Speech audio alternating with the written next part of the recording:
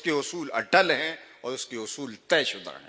شکوے کی زبان کھلتی ہے تو ذرا لہجہ دیکھیے، آپ جانتے ہیں فتویٰ بھی متوجہ ہوا، صفائے دہر سے باطل کو مٹایا ہم نے، نو انسان کو غلامی سے چھڑایا ہم نے، تیرے کعبے کو جبینوں سے بسایا ہم نے، تیرے قرآن کو سینوں سے لگایا ہم نے، پھر بھی ہم سے گلا ہے کہ وفادار نہیں، ہم وفادار نہیں تو بھی تو دلدار نہیں۔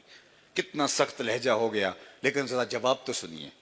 اب جواب شکوہ میں ادھر سے آواز آ رہی ہے، لفظ وہی ہیں، صرف صیغہ بدلتا ہے۔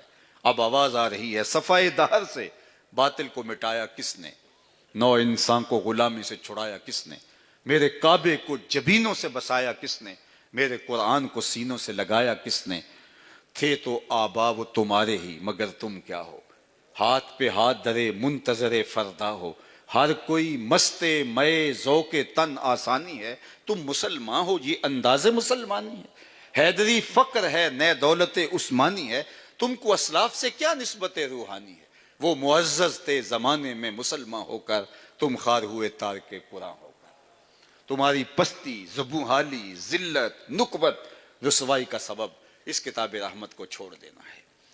عالی مرتبت سامعین، ہمیں دیکھنا ہے کہ ہم کھڑے کہاں ہیں۔ میں نے پرسوں مصطفیٰ اجتماع میں کہا تھا کہ آج ہم کہتے ہیں کہ ہم دین کو نافذ کر دیں، دین پوری دنیا کے اوپر غالب آ جائے، یہ کس کی خواہش نہیں ہو سکتی۔ میں نے کہا کہ جتنے لوگ آج میرے سامنے موجود ہیں، اور یہ سوال میں آپ سے بھی کرتا ہوں، آپ میں سے کتنے لوگ ہیں جنہوں نے حضور کی سیرت کی ایک کتاب بھی پڑھی ہو؟ انگلیوں پہ گنے جاتے ہیں وہ لوگ جنہوں نے حضور کی سیرت کی ایک کتاب بھی پڑھی ہو، جنہوں نے قرآن مجید کو مفاہیم سمیت پڑھا ہو، اور ہم جا رہے ہیں دنیا کے اوپر اسلام کو غالب کرنے کے لیے۔ پہلے ہم خود تو دیکھیں ہم کہاں کھڑے ہیں، ہم اپنے آپ کو اپنے رویوں پہ، اپنے طرز زندگی میں، اپنی معاشرت کے اندر اسلام کا غلبہ تو کر لیں، پھر دنیا خود بخود اسلام کی طرف راغب ہوتی چلی جائے گی۔ بر صغیر پاک و ہند کے اندر میں آپ سے پوچھتا ہوں، کوئی نبی آیا، کوئی رسول آیا، کوئی کتاب اتری، کوئی صحیفہ اترا؟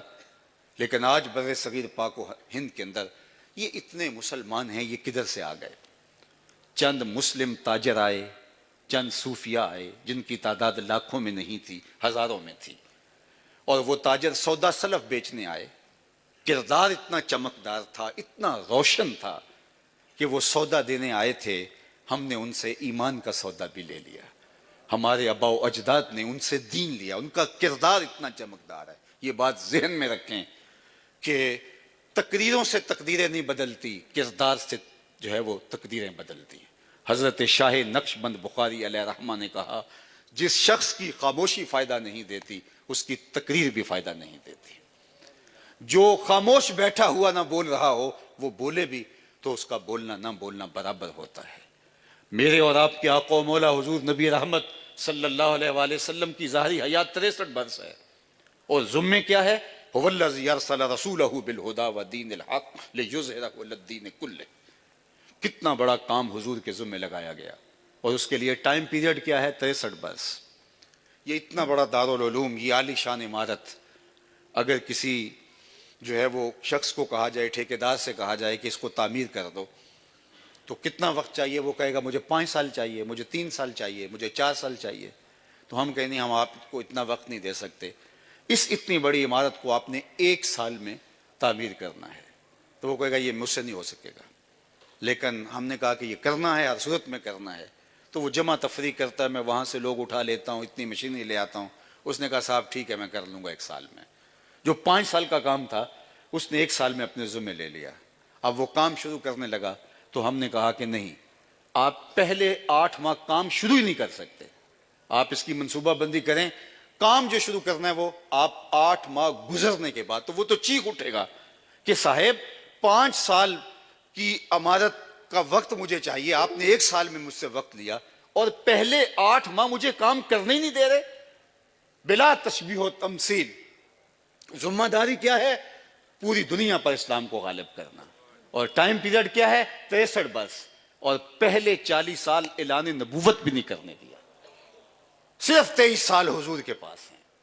اتنا بڑا کام، لیکن صاحب وہ جو حضور نے کام کیا اس کی بنیاد وہی 40 برس تھے، جب جبل صفا پہ لوگوں کو جمع کیا اور کہا کہ بتاؤ ان 40 سالوں میں تمہارے ساتھ کوئی جھوٹ بولا، بتاؤ میں نے امانت میں خیانت کی، میرے روز و شب تمہارے سامنے ہے، بتاؤ۔ تو انہوں نے کہا کہ آپ تو صادق بھی ہیں، آپ امین بھی ہیں۔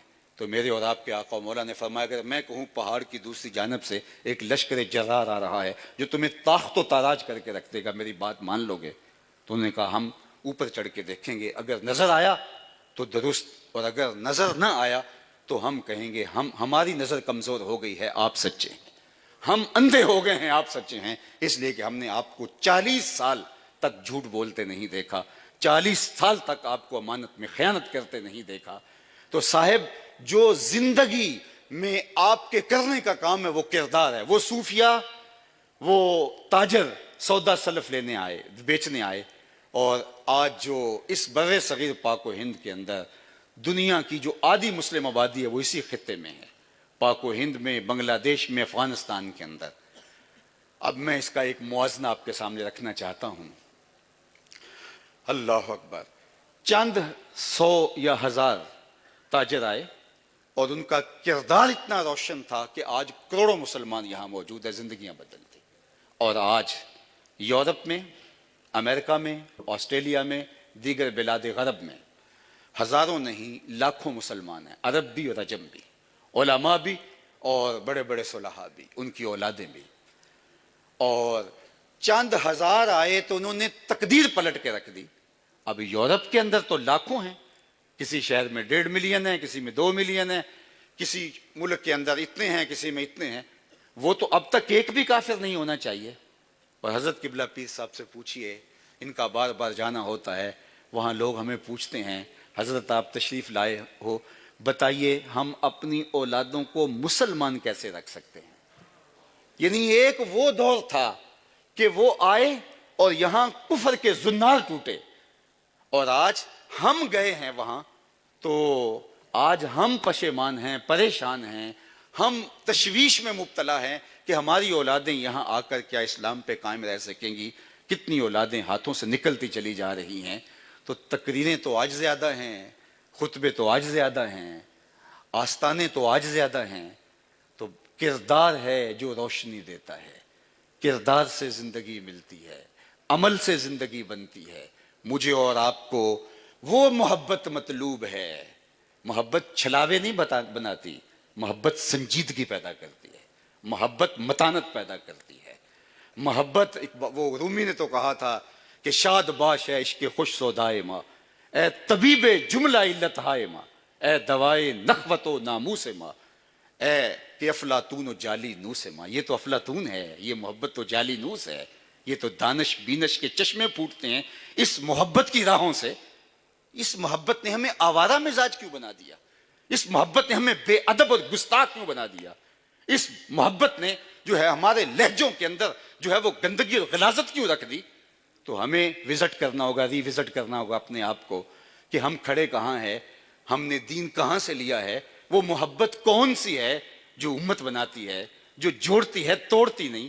محبت تو وحدت کا درس دیتی ہے، اس نے ٹکڑے ٹکڑے کر کے رکھ دیا، اس نے تقسیم در تقسیم کے عمل سے گزارا، خواہشات کی غلامی میں ہم ڈوب گئے۔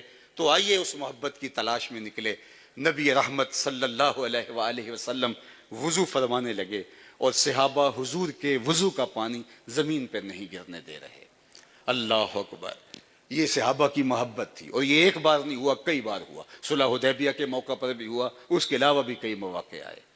اور اللہ کے محبوب صلی اللہ علیہ وسلم نے صحابہ سے جب یہ منظر دیکھا تو فرمایا ما یحملکم علی ھذا، صحابہ تم یہ میرے وضو کے پانی کو زمین پر نہیں گرنے دے رہے، تمہیں اس بات پر کس چیز نے ابھارا ہے؟ اللہ اکبر، حضور کے وضو کا غسالہ نور، حضور کے مبارک اعضاء سے وہ اترا ہوا پانی وہ اپنے ہاتھوں پہ لیتے ہیں اور اپنے چہروں پہ مل لیتے ہیں۔ اور جس کو وہ پانی میسر نہیں آتا، وہ پانی جس نے کسی نے گیلے ہاتھ ہوتے ہیں ان کے ہاتھوں سے ہاتھ رگڑ کے اپنے چہروں پہ مل لیتا ہے۔ بلکہ ایک بار ایسا ہوا کہ حضور نے